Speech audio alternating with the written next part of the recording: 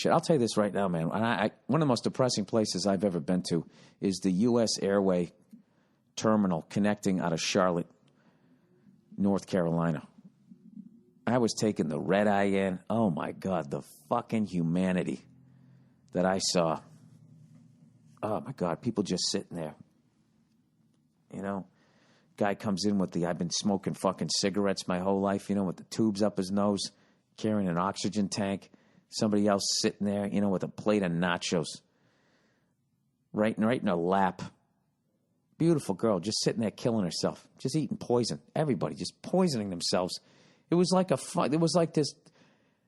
this mass suicide that was going on as I sat there in the terminal. Nobody making a fucking quality choice. Everybody just choosing misery in the future. Don't even get me started with the fucking shoes. I was like going, wow, man, this is flying to Savannah? Then I realized, like, you know, some of them are going to other places. It was really depressing. You know, that's how that day, you know, was coming to a close. But then, you know, the wonders of the road. Next thing you know, I walk to a bar, and I'm with Jay, and I'm getting a ride home from a gay guy in a kilt. I mean, you know, you always hold out hope that it's going to turn around. If he's listening, thank you for the ride, and thank you for putting the beer in the fucking paper cups. It was tremendous. What a night, right? Oh, so we ended up going out to this speakeasy, right? You know, which is, you know, it's just a theme thing, right? It had a little key. We met these two fucking women. They worked for like the Savannah PD or whatever. Said, we'll get you in, right? So we all fucking head over there. And we're sitting in this bar. They're making some good drinks and everything. And I wish I had these two ladies on the podcast because I was just grilling them. I was like, what is the fucking weirdest? I go, don't tell me any of the sad ones when people are calling the cops. Give me the weird ones. The weirdest one this one woman told me was somebody said that their neighbor was jerking off and they could smell the semen. And she goes, you know, okay, so what do you mean? Like, is he standing in the window? Can you see him? She goes, no, I can't see him, but I can smell it. I can smell it through the walls. And they had to send somebody over there. Somebody goes, oh, all right, you can smell it? I got to tell you. Ma'am, I don't want to start an argument here, but I cannot smell any jizz. You know, I think you have a wonderful home here, and maybe you ought to get some medication. But anyways, so thank you to everybody who came out to Savannah, by the way, and everybody who came out to Knoxville. The fucking theater I played in Knoxville, I think I said Ralphie May did a special there, and I can see why. It's one of the most beautiful theaters I've ever been to. It was the Tennessee Theater, built in 1927 or 28, you know. This is unbelievably gorgeous place where you used to go down to watch movies, you know?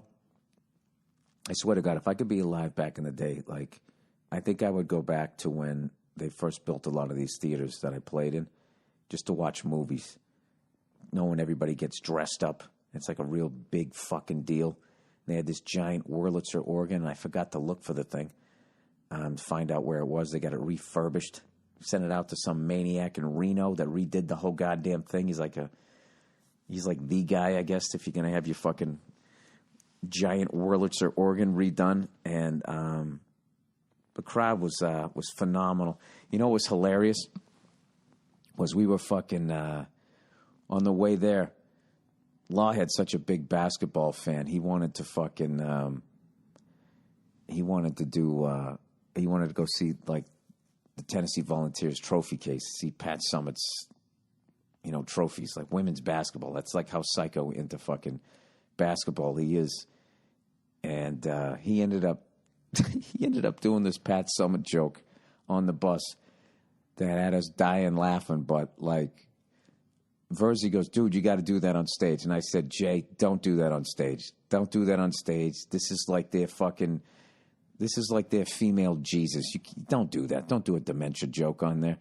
And then Verzi goes, he should do it. So I said, all right, do it tonight, okay? And I go, and if it fucking bombs, all you got to do to save it is just, it was basically, you know, she's got dementia. It's like, well, if you saw that much women's basketball over the years, you know, you'd want to forget about it too, right? A silly joke.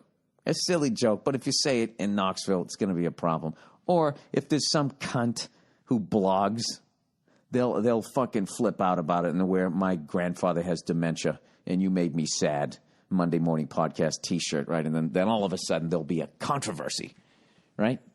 Fucking baby seals starving to death, washing up on the fucking sand. They're going to fucking give a shit about a joke somebody told in Knoxville. So anyways, so he was supposed to go out. He was supposed to go out there and just do the fucking joke. And if it bombed, I'd go just say, hey, I got to be honest with you. You know, Verzi said don't do it. Verzi said do it. Burr said don't do it. I learned something here. Next time, listen to the headline or something cute like that. So he gets to go doing it, and he does that shit first. Going, I don't know. I said this joke on the bus, and I don't know. I don't know if I should say it. And the crowd's like, come on, say it. Like he totally got him into it.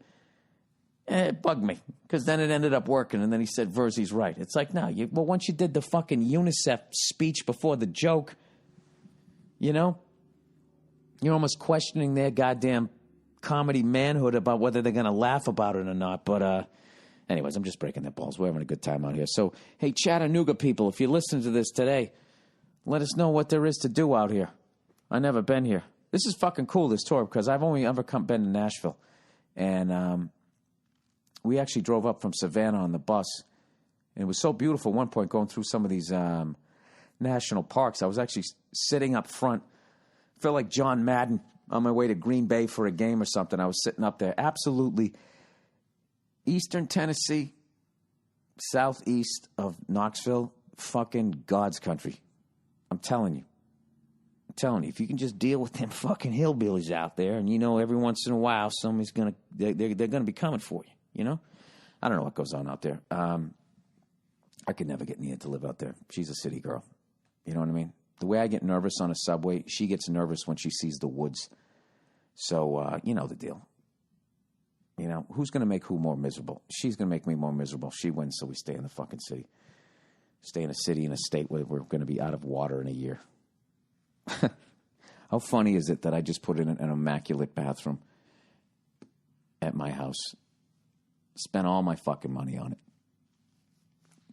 Didn't spare any expense. Was already probably not going to make my money back because they're just going to look at it as square footage anyways, and I added no square footage to my fucking house. But at least I had this great fucking shower, you know? And now we're going to be out of water. And once again, nobody seems to be alarmed by it. Nobody seems to be talking about it. Like, what exactly is going on? You know? Population, seals washing up, fucking running out of water. Everybody just staying the course. I think that's the game plan. I think that is the game plan. You just fucking act like everything is fine. And then one day you just take that asteroid to the face and it's over. Maybe that's the way to do it. I'm starting to give into it. You know, fuck it. You know, y'all can't do anything about it. What the fuck you gonna do? You know what you gonna do? You gonna kill yourself a pig, put it on a spit. You won't dig a hole? We're gonna cook a pig today. I want to go to a fucking pig picking down here. Oh, by the way, when we go to New Orleans, the Pelicans are playing the fucking Warriors. Come out and play. I think we're going to try to go to the game. We got a day off down there. How fucking cool is that? But anyways, I absolutely love Knoxville, man. And I have to get back there again. The crowd was awesome. I have got to get back there for a game. And I was asking them what game to go to. And everybody was, oh, you know, go to the Tennessee-Georgia game. They play Oklahoma next year. That'll be a good game. And then this fucking old-timer came up to me, and he's like, game you want to go to is the Alabama game. And I was just like, right there. All right, that's the game I'm going to go to. Why wouldn't I go to it? That might be my goal. I'm going to go to every SEC team when they play Alabama and root against Alabama because it's just so much fun to root against those fucking guys. And scream, the dream ends tonight. You know, why, Bill? Why do you give a shit about it? I really don't. I just like being a cunt. I'm telling you guys, I'm going to retire, and I'm going to buy a house in Alabama. That's my game plan. That is my exit strategy. You know, God willing, we still have water when I retire somehow in L.A., and my house is actually worth something, and it hasn't turned to dust. I am then going to go out. I'm going to buy me a spread, maybe eastern Tennessee. You know, I'll be far enough inland that those fucking hurricanes will slow down. You know, maybe every once in a while there's a microburst and the trees lay down, but I'm inside. I have a nice brick house. House.